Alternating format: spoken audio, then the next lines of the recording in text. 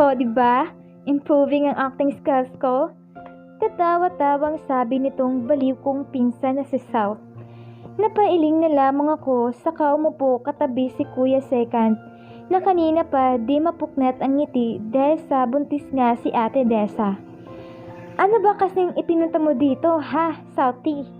Nakangiwing tanong ko. Pinandilata naman ako ng mata ni Mom. Umayos ka nga, Third. She's just inviting us para sa graduation day niya next month. Magkakaroon din daw ng party after, so she just took the initiative to invite us. Southie is just grinning from ear to ear as Mom explained her mission. Naman pala, kailangan mo pang umakting sa harap ko? Pag narinig ka ni... Then realization hit me hard. Sakto namang humahangos na dumating si Manang. Naku, Third! Umalis na si Bri! Abay, umiiyak! Di ko na pinatapos pa si Manang magpaliwanag dahil agad akong tumayo. Magtutuos pa tayo, South, pag siya nawala sa akin. Di ko alam kung anong magagawa ko sa'yo. Banta ko, saka dali-daling tumakbo palabas ng mansyon. Di ko na pinansin ang mga pang-teacher nila sa akin. O bakit kasi ako nakiupo sa kanila eh? Baliw din kasi ang pinsan kong yun. Takbo ako ng takbo. Alam kong maabutan ko pa siya. Ilang sandali nga ay nabutan ko siya na nag-aabang ng taxi. May napara siya at dali-dali ko siyang hinila para di makapasok ng tuluyan. Siniyasan ko ang taxi driver na di siya sasakay. Ano ba, Third? Bitaw nga! Pupunta ako kina Jay. Doon na din ako uuwi mula ngayon. Nanghihinayang anya. Bakas pa ang mga luha sa kanyang mata. No, you're not leaving me. Not now. Not ever, Bri. Just please hear me out. I frustratedly said. Mas lalong nanikip ang dibdib ko nang makita ko ang muling pag-agos ng luha mula sa kanyang mga mata. Pakinggan mo din ako ngayon, Third. Aalis na ako. Tapos na ang responsibilidad mo sa akin. May bago ka na palang responsibilidad. And there she said it. Talagang na-misunderstand niya ang eksena kanina. Hinawakan ko siya sa magkabilang balikat, saka pilit ipinaharap sa akin. That girl was my cousin, South. She's just acting out. May kung ano kasing sapi ang babae yun, kaya ganun pa ang napili niyang eksena kanina. But I can't really get her pregnant. Please, Bri, huwag kang umalis. Please. Pagsusumamo ko sa kanya. Nakita ko naman sa mukha niya ang pagtataka at kaguluhan. She just went there to invite us over her graduation and party. Okay? She's my first cousin, Bri. Di ko siya papatulan. Please believe me. Bigla naman niya akong ginakap habang humahagulgol ng iyak. I just tightly hugged her. Natakot ako, Third. Akala ko huli na. Akala ko wala ng pag-asa. Sinapo ko ang mukha niya dahil di ko maintindihan kung anong nais niyang iparating. What do you mean? Napayo ko siya sa tanong ko pero pilit kong iniangat ang mukha niya para humarap ito sa akin. Please tell me. I'm dying in anticipation. I wiped her tears once more, but then I froze when she uttered the words that I've been waiting to hear. I love you, Third. Mahal na mahal kita. Napatulala lang ako habang nakatitig sa kanya. Bigla naman niya akong pinaghahampas. O ano? Tutulala ka na lang dyan? Ha? Pinaglalaroan mo lang ba ako, Third? Magsalita ka! Please, end this pain I'm feeling right now. Please! Without hesitation, I grabbed her nape and hurriedly kissed her. Wala nang atrasan ito. Ngayon pa na mahal na din niya ako. Mahal na mahal din kita, Bri. God knows how much I love you so much. Simula pa lang, sa'yo lang tumibok ang puso ko. High school pa lang tayo, Bri. Tinatanaw na kita sa malayo. Hinakap naman niya ako ng mahigpit habang umiiyak pa din. Loko ka pala eh. Bakit di ka naligaw gayong tinatanaw din kita noon ng palihim sa malayo? Anya, kaya ganun na lamang ang panghihinayang at gulat ko. Price of being torpe. Good night, love. Bulong ko sa kanya as I kissed her forehead. Napagod yata, kaya knockout. I can't help but caress her hair as I watch her over her peacefulness while sleeping. Nanghihinayang pa din ako, but now, everything is perfect with just her by my side. I'm a complete as a man right now. Mahal na mahal ko ang babaeng ito, and I won't ever get tired of loving her, kahit anuman ang mangyari. Just when I was about to lay myself in bed, when my phone rings. I'm out. Let's talk, Clark. Bigla tuloy akong inatake ng kaba. No, hindi niya pwedeng bawiin sa akin si Brie. Dali-dali akong nagbihis para lumabas. Tama, at nasa labas nga siya ng gate namin.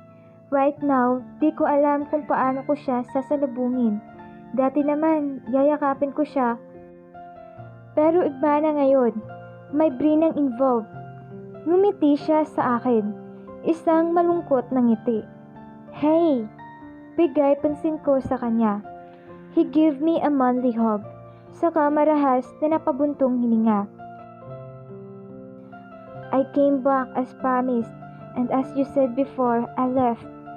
Panimula niya, kasabay ng pag-flashback bigla ng huli naming pagkikita sa hospital.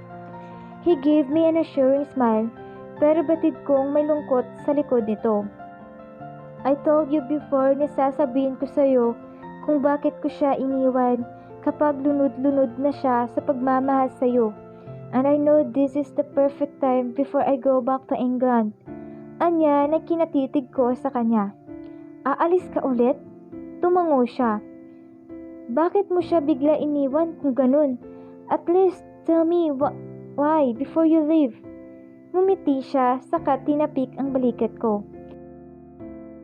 Yes, I will. Anya, saka tumalikod sa akin. He started to walk away from me. Being an agent helped me discover a lot of things, at kasama na doon ang katotohanan sa nakaraan ko. Anya, saka huminto sa paglalakad habang nakatalikod pa din sa akin. What do you mean? Tanong ko. And this answer just made me dumbfounded and frozen on the spot. Brie is Angela, my sister.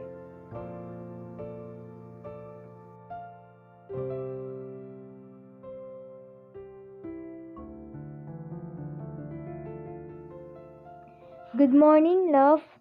Pambungad na bati ko kay Brie, pagkamulat pa lang niya ng kanyang mata. I've been watching her peaceful sleep since 3 a.m. Mag-aalas 7 na ngayon.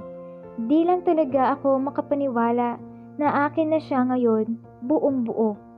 Di ko na patatakasin pa ito.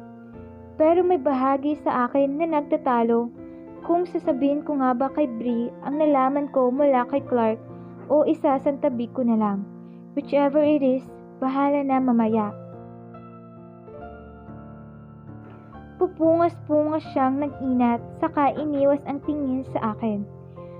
Pangit ako sa umaga, huwag ka nga masyadong manitig, baka mamaya ma-realize mo na di mo na ako mahal kasi pangit ako. Nakangusong anya, habang nakaharap na sa kabilang dako. Nakatalikod na siya sa akin, kaya naman pinuwersa ko siyang iharap sa akin, habang nakatakip pa din ang mga palad sa mukha niya. Nahihiya ang love ko. Ilang beses ka na ba nagising nakatabi ako? Bakit ngayon lang nahiya ang love ko?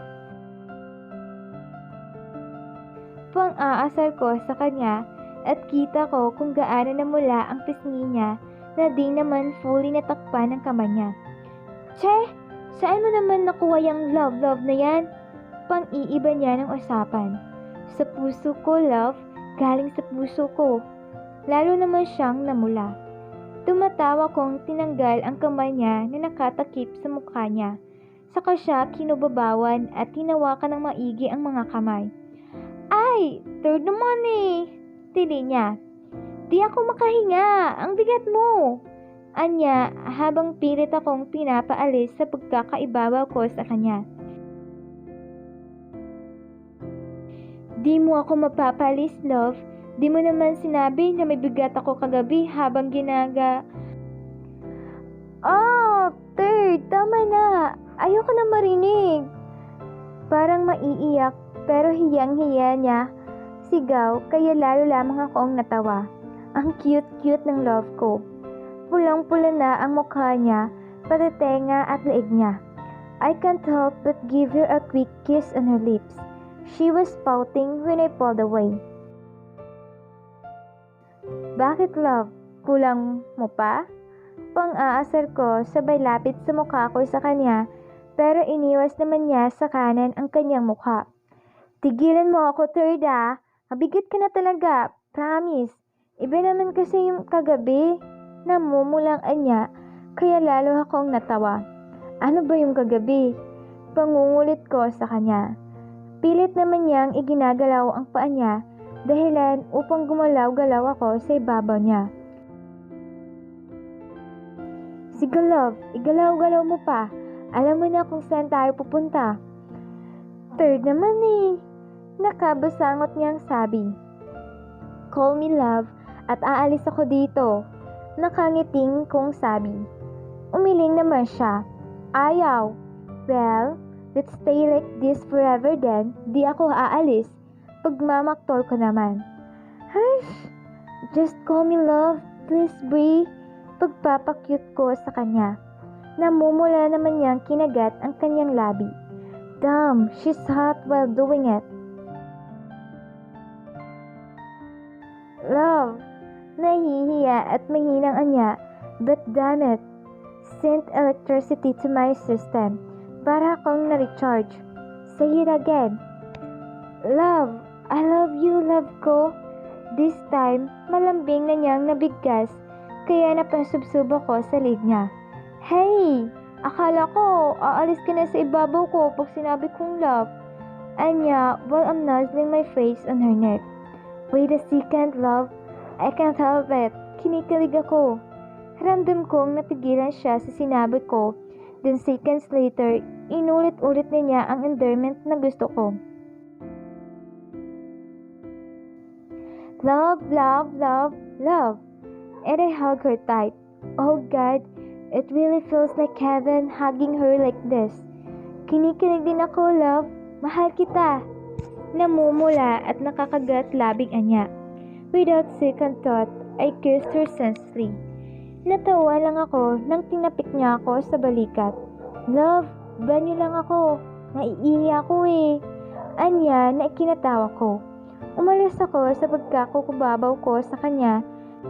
Saka ko siya inalalayan na tumayo. Ingat sa banyo, baka madulas ka. I winked at her and she just looked at me weirdly, saka tumuloy sa banyo. Seconds later, narinig kong umiiyak siya. Normal reaction of a man who loves the woman crying is to get worried as hell and run to the bathroom to check on her, but mine was the opposite. I can't help but smile triumphantly as I walked slowly towards the bathroom. Naabutin ko siyang nakaluhod sa bathtub at umiiyak habang nakasapo ang mga kamay sa bibig. Written on the bubbles inside the bathtub, using rose petals are the words, "Will you marry me?" Nang maramdaman siguro niya ang presensya ko sa likod niya, ay agad siyang tumayo at tinakbo ako para yakapin.